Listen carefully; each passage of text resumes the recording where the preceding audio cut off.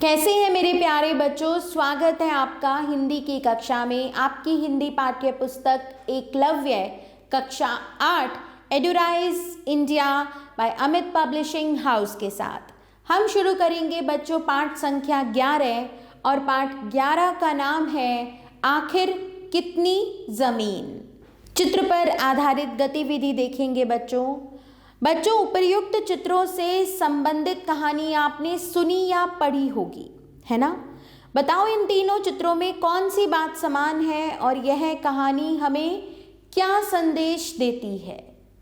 चलिए पहले तो आप कहानी पहचानिए और फिर बताइए कि इनमें समानता क्या है और ये आपको क्या संदेश देती है। इसी संदेश से जुड़ा हुआ है हमारा पाठ और हम करते हैं उसमें प्रवेश।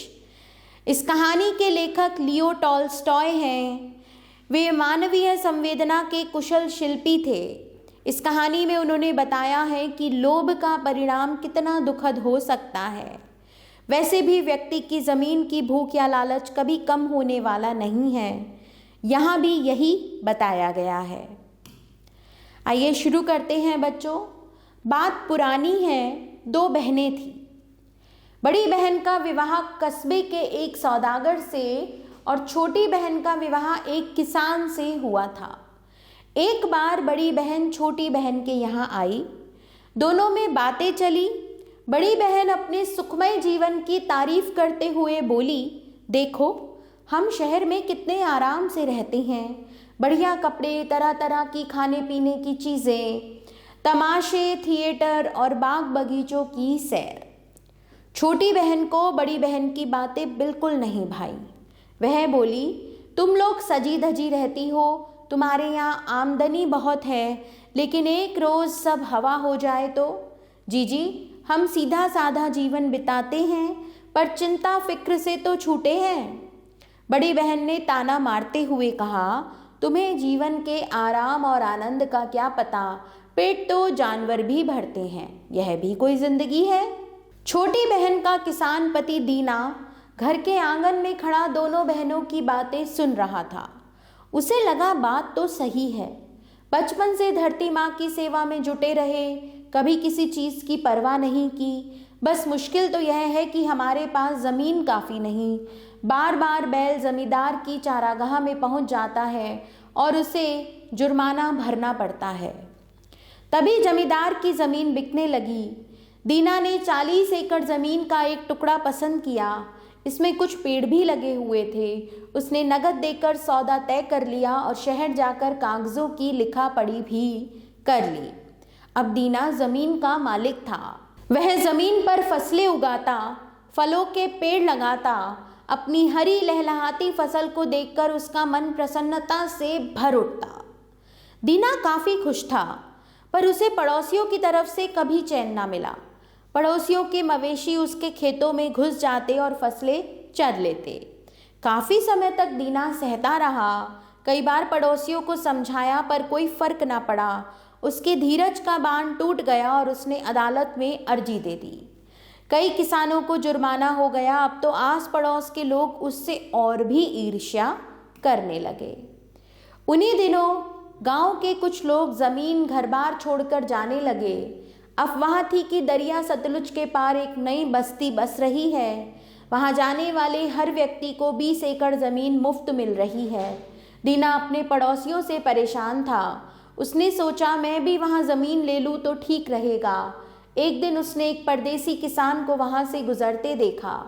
दीना ने उससे ज़मीन के बारे में बात की। परदेसी ने बताया कि दरिया सतलुज के पार ज़मीन मुफ्त तो है ही, साथ ही इतनी बढ़िया कि उस पर गेहूं की पहली फसल जो हुई तो आदमी से ऊंची उसकी बालें गईं।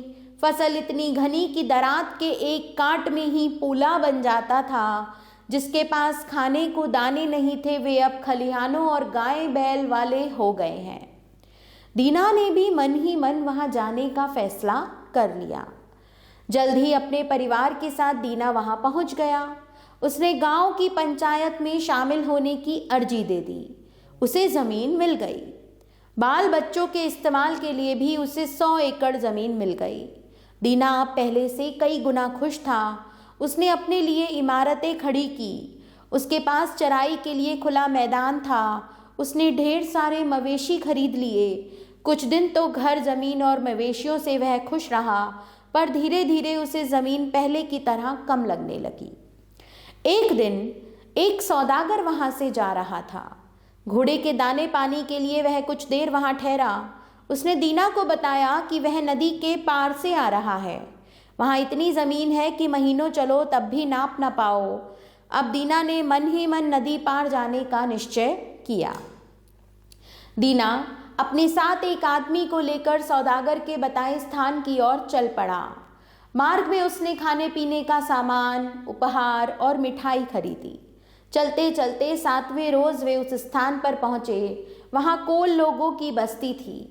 दीना ने देखा कि सौदागर ने ठीक ही बताया था। दरिया के पास जमीन ही जमीन थी। सारी जमीन खाली थी। कोल लोग उस जमीन पर कुछ नहीं करते थे। वे केवल शिकार करते और मवेशी पालते थे।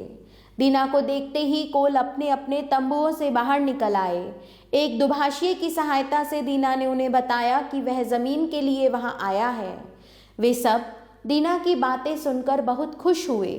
वे दीना को अपने डेरे पर ले गए, उसे कालीन पर बैठाया, उसे चाय पीने को दी। कोल लोग बड़े खुश थे। तभी कोलों का सरदार दीना से मिलने आया। उसने बड़ी सी रोएदार टोपी पहनी थी। उसके सम्मान में सब चुप होकर खड़े हो गए। दुभाषिए ने बताया कि वह आदमी यहाँ का सरदार है। दीना ने तत्काल एक बढ़िया लबादा, चाय का डिब्बा और मिठाइयाँ सरदार को भेंट दी। ये सब पाकर सरदार मुस्कुराया और बैठ गया। दीना के स्वागत में दावतें हुई। दीना ने सरदार से ज़मीन की बात की और कहा, मैं चाहता हूँ कि ज़मीन के कागज़ भी पक्के हो जाएं। सरदार ने हामी भरी और बताया कि यह काम आसानी से हो जाएगा। उनका मुंशी कस्बे में जाकर लिखा पढ़ी कर पक्के कागज़ बना देगा।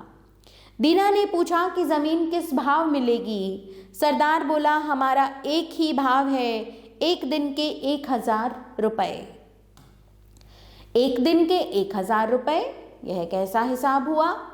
यह बताइए कि कितने रुपए में कितने एकड़ ज़मीन मिलेगी। दीना ने कहा। सरदार मुस्कुराया और बोला, हमारे यहाँ ऐसा ही हिसाब होता है। जितनी ज़मीन एक दिन में पैदल चलकर तुम नाप डालो वही तुम्हारी, पर कीमत केवल 1000 रुपये। दीना यह सुनकर बहुत खुश हुआ। सरदार ने कहा, केवल एक शर्त है। शर्त? कैसी शर्त? दीना ने हैरानी से पूछा।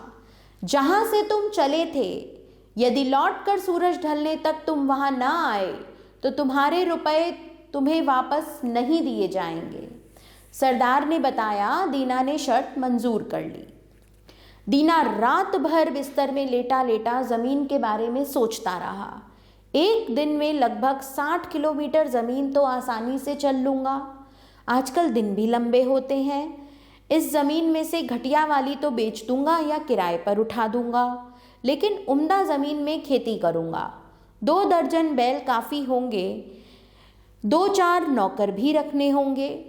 कुछ ज़मीन बटाई पर चढ़ा दूंगा। बस फिर क्या, दिन ही बदल जाएंगे।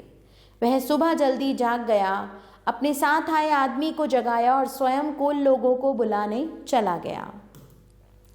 कोलों को उठाकर वह बोला, सुबह हो गई है, हमें चल देना चाहिए।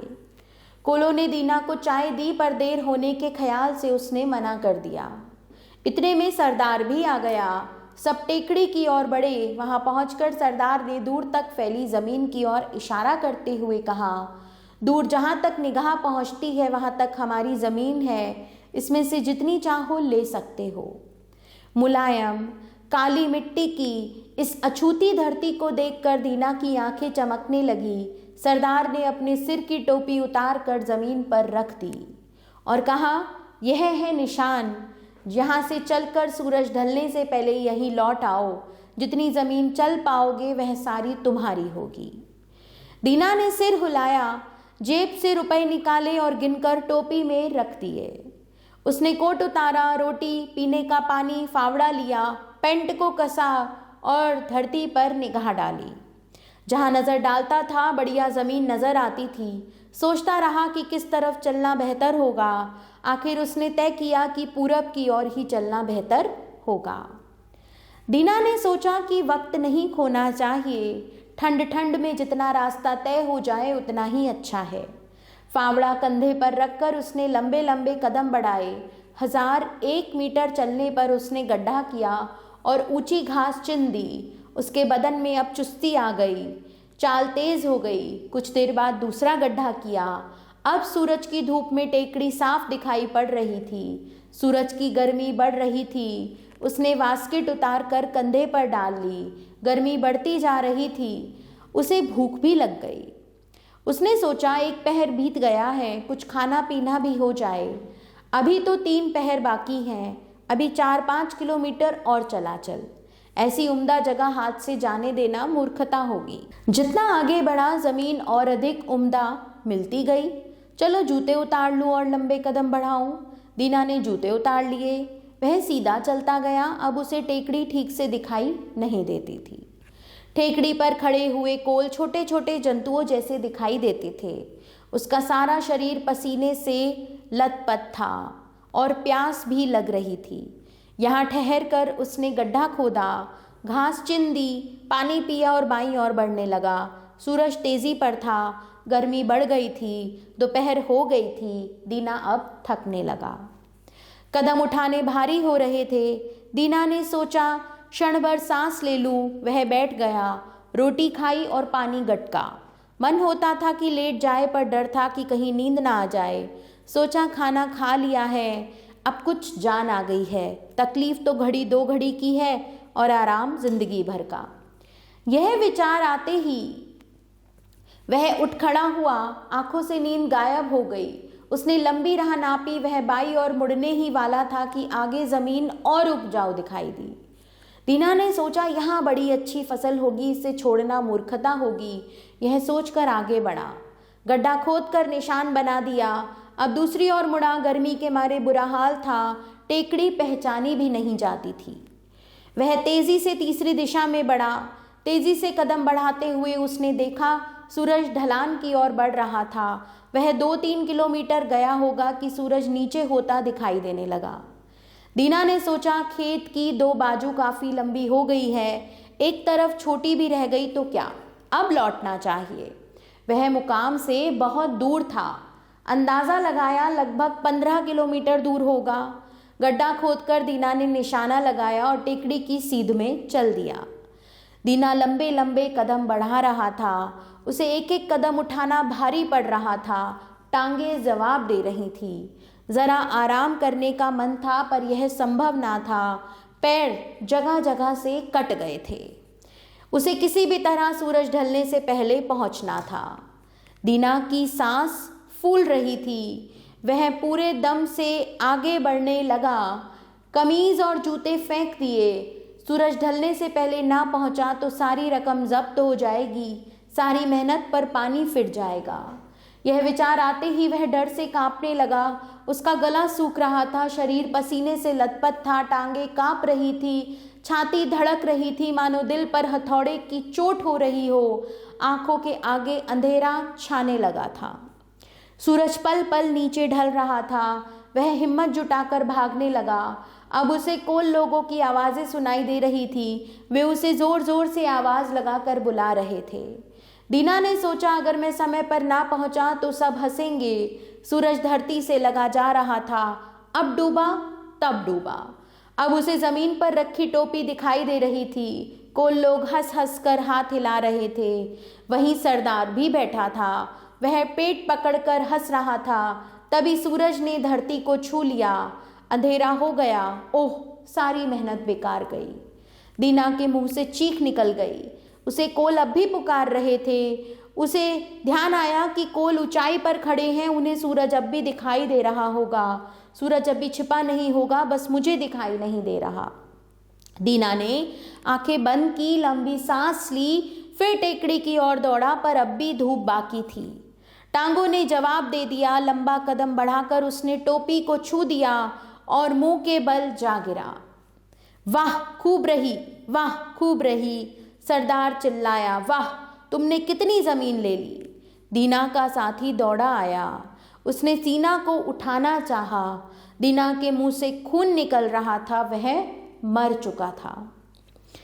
कुल लोग हंसने लगे। दीना के साथी ने फावड़ा उठाया, उसके लिए कब्र खोदी। कुल 2 मीटर जगह काफ़ी थी। सरदार के मुंह से निकला, बस आखिर कितनी ज़मीन। बच्चों, यह पाठ है जैनेन्द्र कुमार द्वारा रूपांतरित लियो टॉल्स्टॉय की कहानी पर आधारित। शुरू करते हैं बच्चों पाठ के कठिन शब्द। विवाह, सुखमय, चिंता, आनंद, जुर्माना, खलिहान, सौदागर, कस्बा, दुभाषिए, उम्दा, क्षण भर, मूर्खता, फावड़ा। चलते हैं बच्चों शब्दार्थ की ओर। कस्बा, नगर, सौदागर, व्यापारी, तारीफ, प्रशंसा, परवाह, देखभाल, चिंता करना।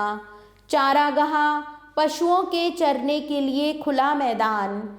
जुर्माना, अर्थदंड, प्रसन्नता, खुशी, पड़ोसी, घर के आसपास रहने वाले लोग। मवेशी, पालतू पशु। फर्क, अंतर। धीरज, धैर्य। अदालत, न्यायालय। अर्जी, प्रार्थना पत्र। ईर्ष्या, जलन। अफवाह, उड़ाई हुई खबर। निश्चय, तय करना। उपहार, भेंट। तंबू, डेरा, शिविर। दुभाषिया, अनुवादक। सहायता, मदद। कालीन, गलीचा, दरी। सम्मान, आदर। लबादा, ढीला ढाला पहनावा। शर्त, मांग या वादा। मंजूर, मान लेना, सहमति। उम्दा, अच्छा, श्रेष्ठ। टेकड़ी, ऊंची जमीन। इशारा, संकेत। बेहतर, श्रेष्ठतर, अच्छे ढंग से। वक्त, समय। फावड़ा, कुदाल। मूर्खता, बेअक्ल, बुद्धिहीन। पसीना, स्वेद। मुकाम, मंजिल, अंतिम पड़ाव। अंदाज़ा, अनुमान। और संभव, मुमकिन। शुरू करते हैं बच्चों पाठ का अभ्यास कार्य। बताओ क्या पढ़ा। दीना कौन था और वह किससे परेशान था। दीना एक किसान था और वह अपने पड़ोसियों से परेशान था क्योंकि उनके मवेशी उसके खेत में घुस आते थे। बड़ी बहन ने शहर के जीवन की कौन कौन सी बातें बताईं। बड़ी बहन ने शहर के जीवन की चकाचौंध के बारे में बताई कि वहाँ पर है घूमना फिरना, थिएटर, सजना और संवरना। कोल जाति के लोग किन चीज़ों से खुश रहते थे। कोल जाति के लोग शिकार करते थे और मवेशी पालते थे। दीना की मृत्यु कैसे हुई। अत्यधिक लोभ के कारण जमीन पाने की इच्छा में दीना चलता गया। थकान और चिंता के कारण उसकी मृत्यु हो गई। सही विकल्प चुनकर सही गोले को गहरे निशान से भरो। आखिर कितनी जमीन के लेखक हैं। Leo Tolstoy. शहर में कौन रहता था। बड़ी बहन। सरदार ने रुपए 1000 बताए। किसके। जमीन के। सुखी और आनंदित कौन रहते हैं। जिनके पास संतोष रूपी धन होता है। किस पात्र के माध्यम से भौतिक समृद्धि के प्रति लोलुपता को दर्शाया गया है। किस पात्र के माध्यम से भौतिक समृद्धि के प्रति लोलुपता को दर्शाया गया है। दीना के माध्यम से। वाक्यों के सामने सही या गलत का चिन्ह लगाओ। बड़ी बहन की बातें छोटी बहन को बहुत अच्छी लगी। गलत। कई किसानों पर जुर्माना लग गया। सही। छोटी बहन अब खलिहानों और गाय बैल वाली हो गई थी। सही। सरदार ने जालीदार टोपी पहनी थी। गलत। दीना ने पूरब की ओर चलना बेहतर माना। सही। दीना ने बीच रास्ते में ही दम तोड़ दिया। गलत। और हम चलते हैं बच्चों आगे। किसने किससे कहा। देखो हम शहर में कितने आराम से रहते हैं। तो ये कहा बच्चों बड़ी बहन ने छोटी से। ठीक है। लेकिन एक रोज सब हवा हो जाए तो, ये कहा बच्चों छोटी बहन ने बड़ी से। दरिया सतलुज के पार जमीन मुफ्त है, ये कहा एक सौदागर ने दीना से। हमारे यहाँ ऐसा ही हिसाब होता है, ये कहा सरदार ने दीना से। जितनी ज़मीन चल पाओगे वह सारी तुम्हारी होगी, ये भी कहा सरदार ने दीना से। ठीक है बच्चों, आगे चलेंगे। निम्नलिखित पंक्तियों के भाव स्पष्ट करो। हम सीधा साधा जीवन बिता पाते हैं पर चिंता फिक्र से तो छूटे हैं। बच्चों यहाँ छोटी बहन बड़ी बहन को समझा रही है पाठ में कि हम गांव में सीधा साधा जीवन तो बिताते हैं, लेकिन हमें अधिक धन संचय करने की कोई चिंता नहीं है। हमें यहाँ पर किसी यातायात की चिंता नहीं है, हमें महंगे कपड़ों की चिंता नहीं है। हमारे पास जो है हम उसी में ही सीधा साधा जीवन बिता लेते हैं। ज़रा आराम करने का मन था पर यह संभव नहीं था।